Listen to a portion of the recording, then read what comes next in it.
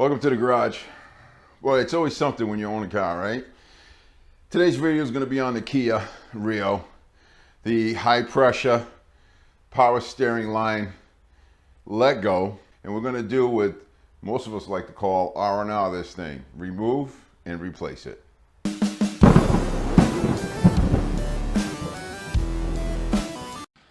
I use penetrating fluid on all nuts and bolts that are very well rusted.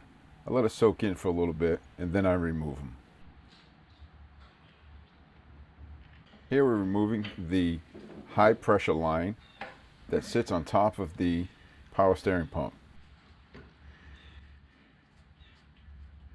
Remove the bolt and two washers.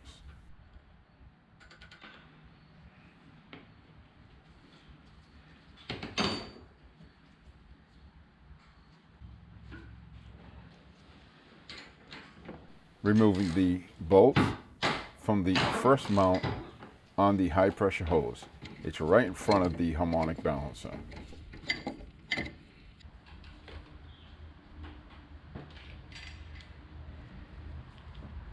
That first mount is free.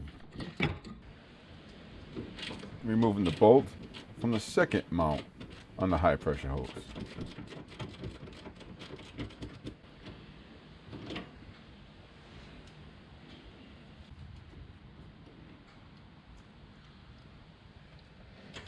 Removing the three bolts on the heat shield.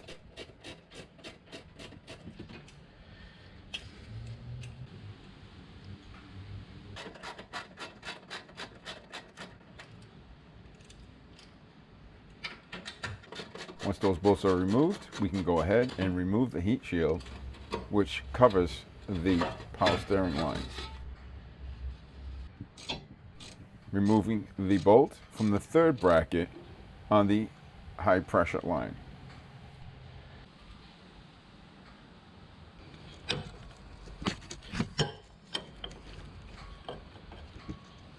Removing the fitting for the high pressure hose where it installs into the steering column.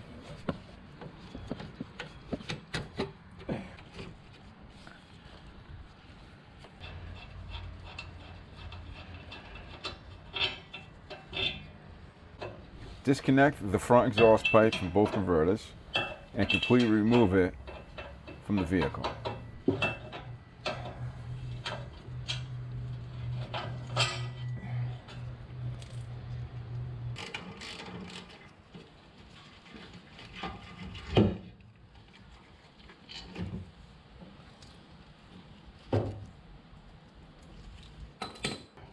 Take your high pressure line once everything's been disconnected and you pretty much just run it down the frame and out of the way.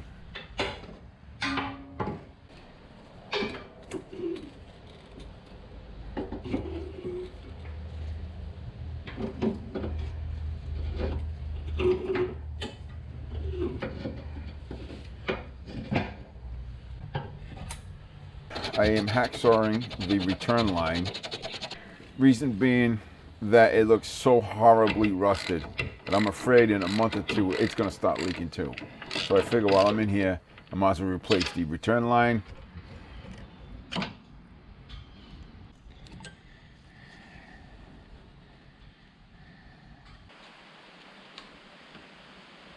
I have to remove the brackets off the old high pressure hose and install them onto the new high pressure hose.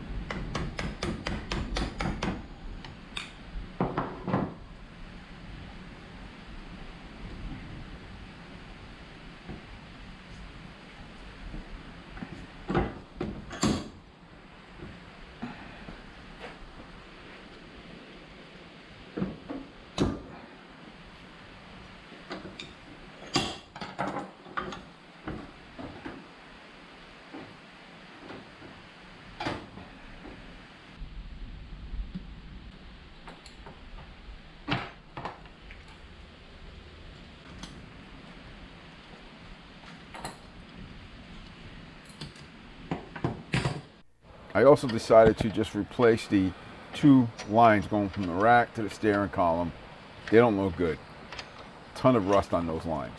Here I am removing the fittings. Some of these lines are so bad that I had to heat them up before I could break them free.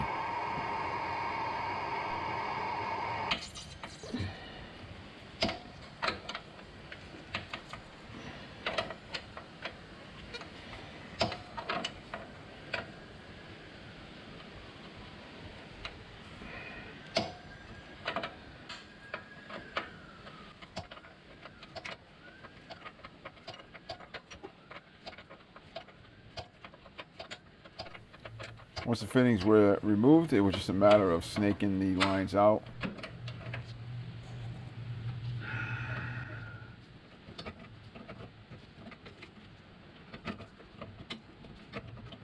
You can see how rusty these lines are.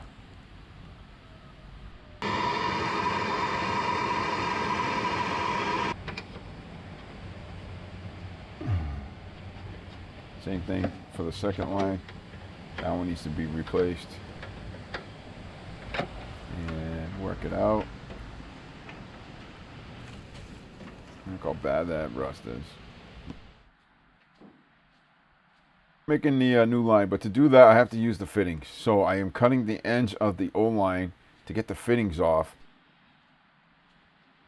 I ended up using copper nickel because A, it doesn't rust, and B, it's pretty easy to bend. I am using a bending tool, but everything else is just pretty much bent by hand.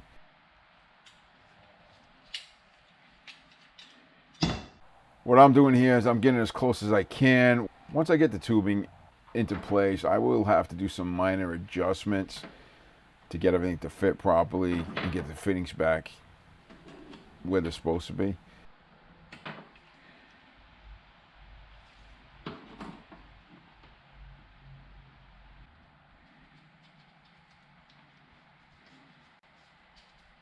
I trim it to size, and then we do what's called a bubble flare on the ends.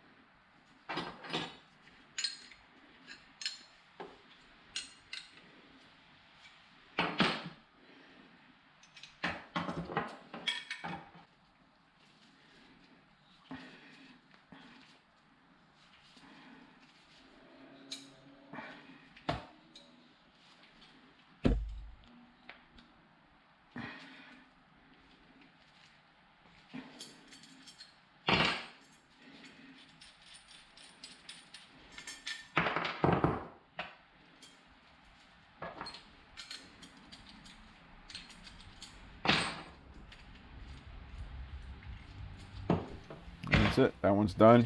Now I'm going to go ahead and redo the second line. Same procedure.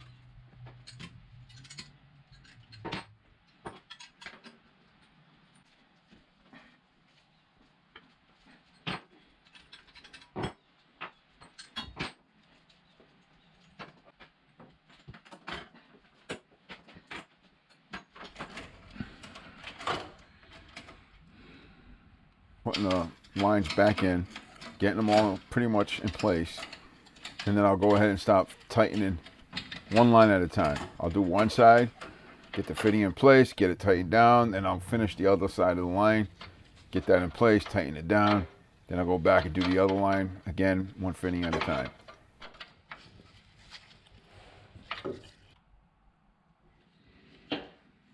At this point, we're running the high pressure line back into its place.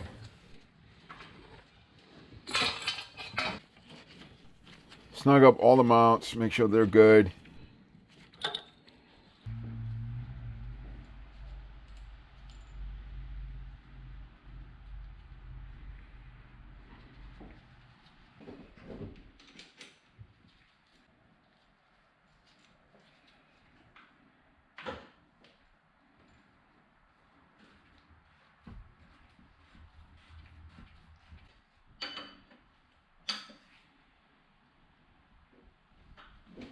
At this point, everything's back together. The exhaust is on, the heat shields are back in place. Everything is the way it should be. Fill the reservoir with fluid. Start the vehicle up. Turn the vehicle's wheel to the left, right, about 5 or 6 times.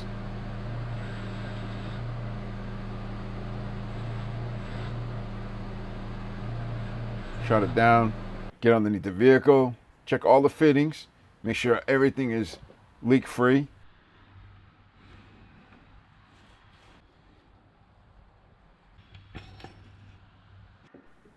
Check the fluid level again if it needs it, add it.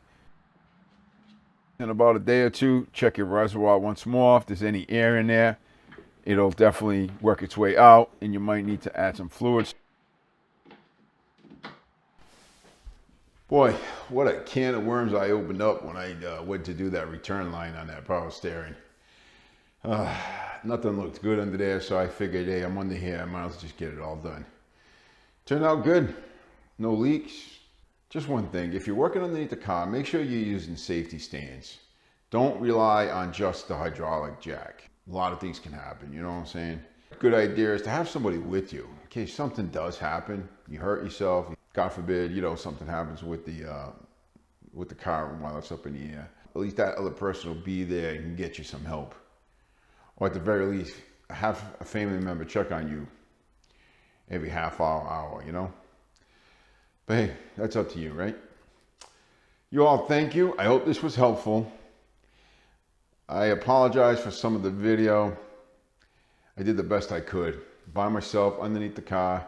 It's very difficult to try to record what I was doing while I was trying to do it. Any questions, comments, you know what to do. Put them down below. I'll get to them as soon as I can. You all have a great day and God bless.